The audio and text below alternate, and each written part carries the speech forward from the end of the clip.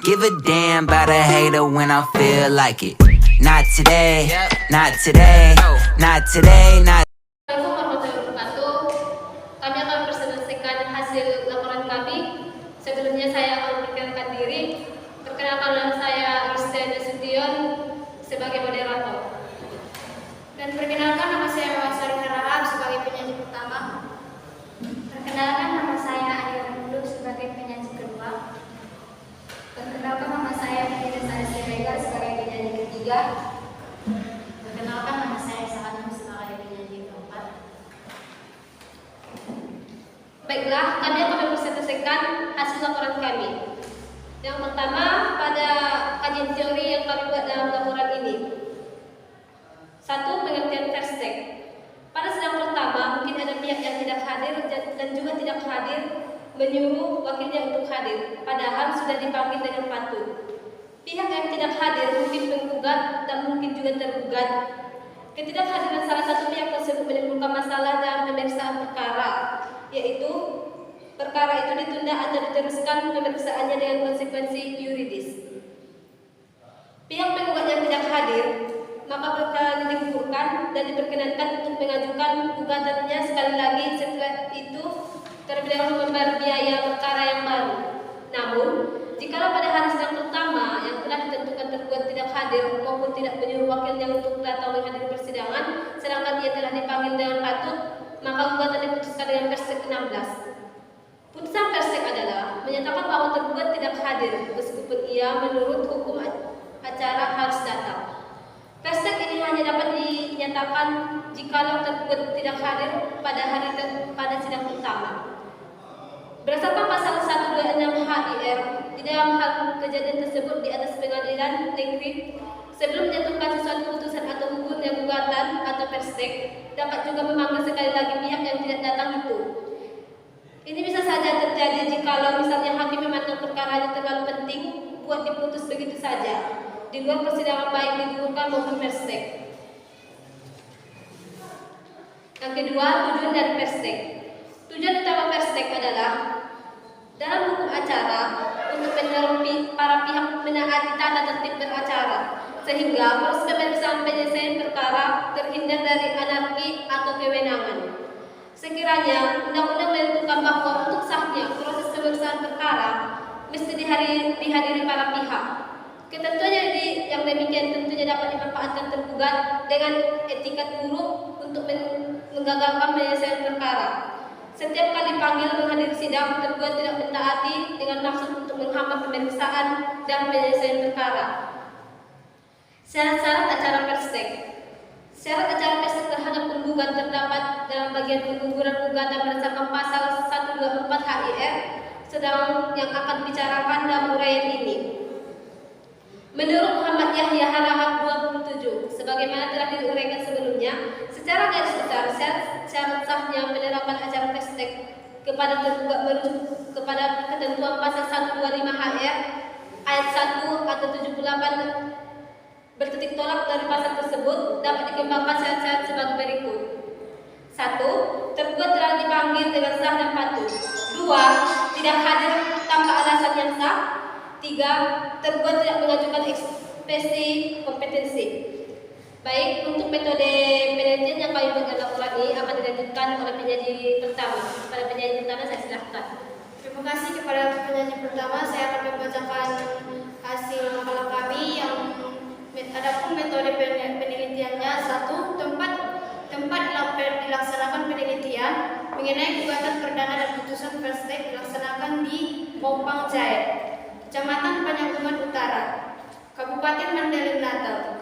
Adapun teknik pengambilan data yang didapat dari hasil penelitian gugatan perdana dan putusan Verstek diperoleh dengan cara melakukan wawancara secara tatap muka dengan mewakili Hakim Pengadilan Negeri Mandailing Natal yang bertanggung jawab pada keputusan pengadilan tersebut.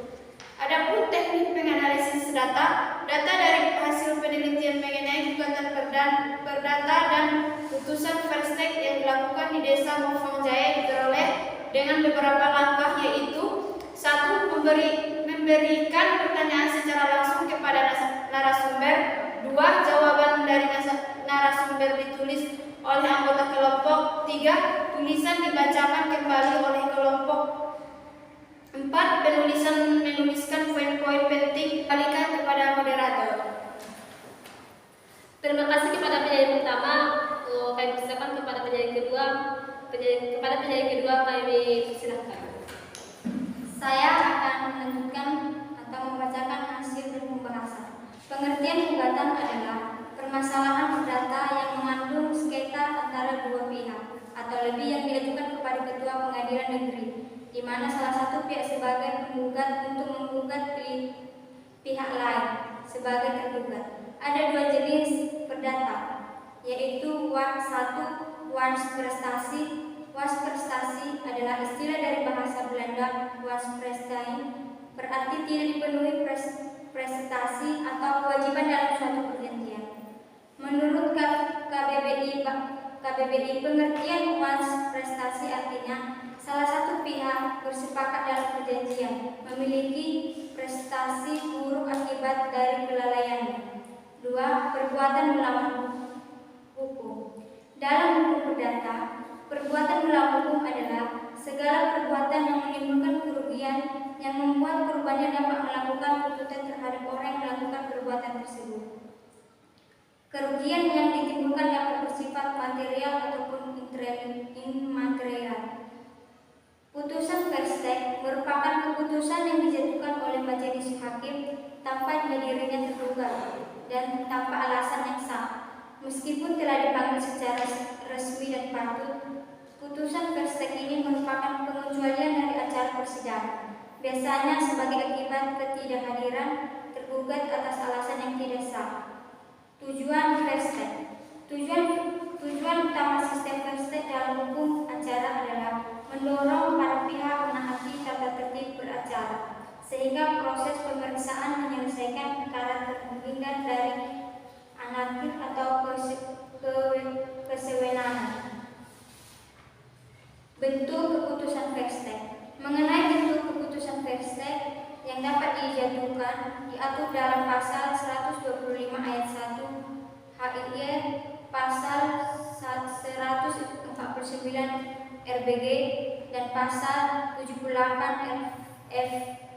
Pasal 125 ayat 1 berbunyi, jika tergugat tidak datang pada hari perkara itu diperiksa atau tidak pula menyuruh orang lain menghadap mewakilinya, meskipun ia dipanggil dengan patut, maka gugatan itu diterima dengan tidak hadir, kecuali kalau nyata pada PN bawahnya pendakwa itu melawan hak atau tidak berbalasan. Untuk keputusan Verstek yang dijatuhkan pengadilan berdasarkan pasal tersebut: 1. Mengabulkan gugatan penggugat. 2. Menyatakan gugatan tidak dapat diterima. 3. Menolak gugatan penggugat.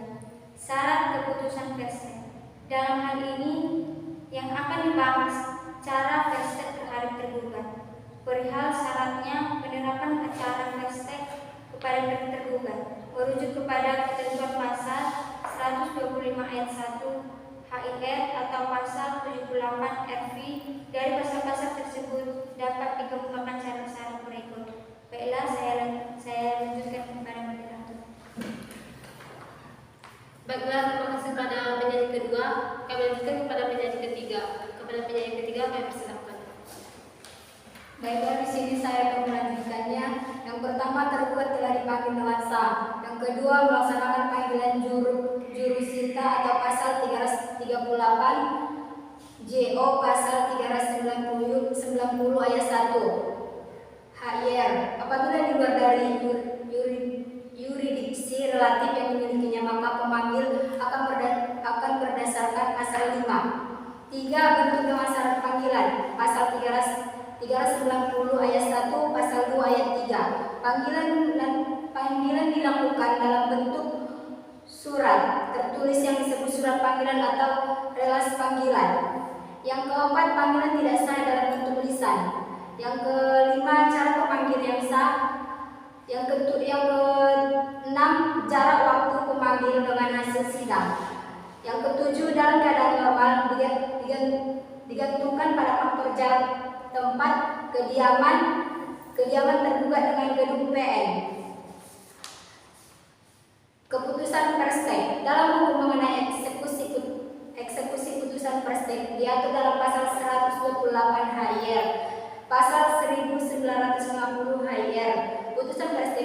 tidak dapat dieksekusi sebelum lewat tenggang 14 hari.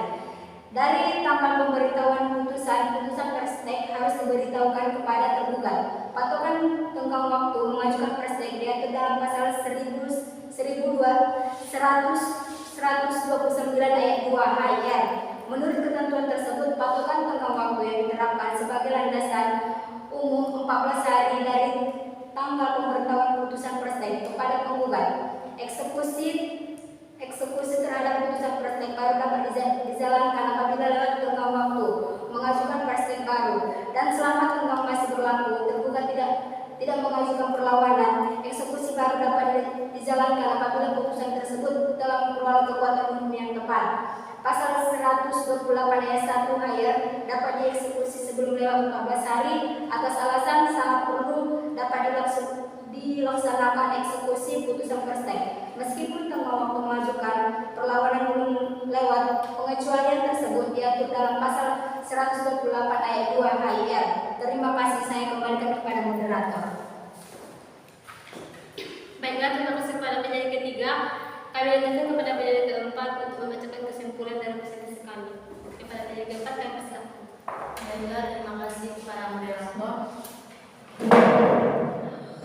Di sini saya akan membacakan kesimpulan dari makalah kami, yaitu putusan perstek adalah putusan yang diambil oleh hakim karena ketidakhadiran tergugat atau tergugat dalam bersidang di pengadilan, di mana hakim belum memeriksa pokok perkara antara dua belah pihak yang bersangkutan, namun telah diambil satu keputusan yang disebut dengan putusan perstek.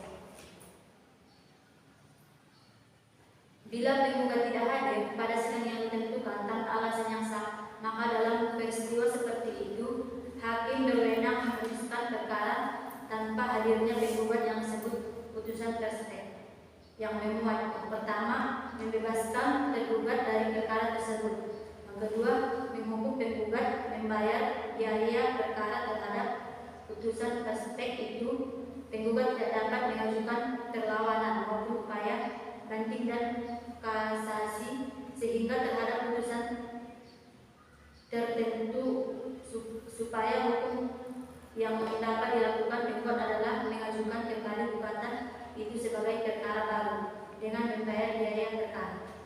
Terima kasih, saya kembalikan kepada moderator. Baiklah, cukup sekian presentasi kami pada hari ini. Kurang lancarnya kami mohon maaf, kepada Tuhan kami mohon ampun. Assalamualaikum warahmatullahi wabarakatuh. Waalaikumsalam.